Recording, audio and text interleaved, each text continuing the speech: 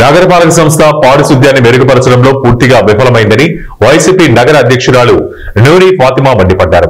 జీజీహెచ్లో చేరి చికిత్స పొందుతున్న డయేరియా బాధితులను నూరి ఫాతిమా నియోజకవర్గ పరిశీలకులు నిమ్మకాయల రాజనారాయణ పరామర్శించారు. ఈ సందర్భంగా ఆమె మాట్లాడుతూ సుమారు 60 మంది డయేరియా బారిన పడి బాధితులు జీజీహెచ్లో చికిత్స పొందుతూ ఉంటే స్థానిక ఎమ్మెల్యే నిర్లక్ష్య ధోరణిలో ఉండటం కరెక్ట్ కాదని మండిపడ్డారు. చిన్నపాటి వర్షానికి నాలాలు పొంగి పొర్లుతున్నాయన్నారు. జీజీహెచ్లో బాధితులకు సరైన వైద్యం అందటం లేదన్నారు. కేవలం నీటి కాలుష్యం వల్లనే నగరంలో డయేరియా ప్రబలుతోందని చెప్పారు. పెమ్మసాని చంద్రశేఖర్ మాటలు కోటలు దాటుతున్నాయని, కానీ ఆచరణలో శూన్యమేనని ఎద్దేవా చేశారు. వెంటనే మంచినీటి పైపులు లీకులను సరిచేసి బాధితులకు సరైన వైద్యం అందించాలని డిమాండ్ చేశారు. ఈ కార్యక్రమంలో బీసీ నాయకులు తుళ్లూరు సూరిబాబు, ఇతర వైసీపీ నాయకులు పాల్గొన్నారు. చెప్పాము అనంటే అక్కడ వాస్తవాలు జరుగుతుందని చెప్తున్నారు. ఆవిడ చెప్పారు అనంటే మీరు అర్థం చేసుకోవాలి. ఒక స్థానికంగా ఉన్న ఎమ్మెల్యే గారే ఇక్కడ బాలేదు అన్నారంటే బాగుందని చెప్పి వేరే ఎమ్మెల్యే ఎంపీ గారు చెప్తే ఎలా అండి? ఇక్కడ పెమ్మసాని గారు వస్తున్నారు, మొన్న జీజీహెచ్ వస్తారు, వచ్చి వెళ్తారు. ఏం చేయడానికి? కట్టింగ్లే చేస్తారు. దేనికోసం? ఎవరికి మంచి జరుగుతుంది, ఎవరికి ఉపయోగపడుతుంది? అసలు బేసిక్ నీడ్సే లేనప్పుడు మీరు ఎన్ని ఓపెన్ చేసినా ఏం ప్రయోజనం? ఇప్పుడు లిఫ్ట్ అన్నారు, అసలు పేషెంట్స్ని పైకి తీసుకెళ్ళడానికి లిఫ్ట్ అవసరం.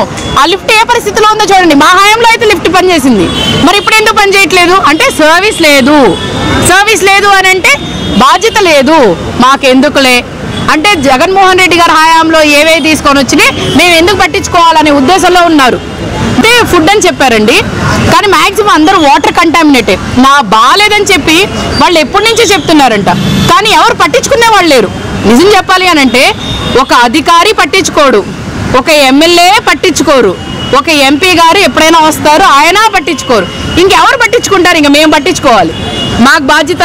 ఎందుకంటే రాజకీయాల్లో మేము వచ్చింది వైఎస్ఆర్సీపీ పార్టీ ఉంది ప్రజలకి మంచి చేయడానికి, ప్రజలకి సేవ చేయడానికి, ప్రజల కష్టాల్లో ఉంటే మేము ఉన్నాము అని చెప్పి భరోసా ఇవ్వడానికి మేము ఉన్నాం. కాబట్టి ఖచ్చితంగా ఉంటాము.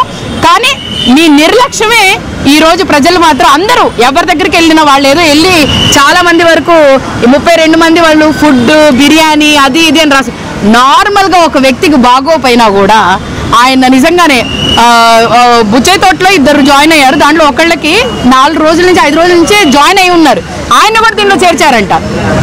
అసలు ఏంటి అంటే మీరు ఏది రాస్తే అదే నమ్మేస్తారా? ప్రజలు చెప్పింది మీకు అంటే చెవులకి ఎక్కదో నాకు అర్థం కాదు.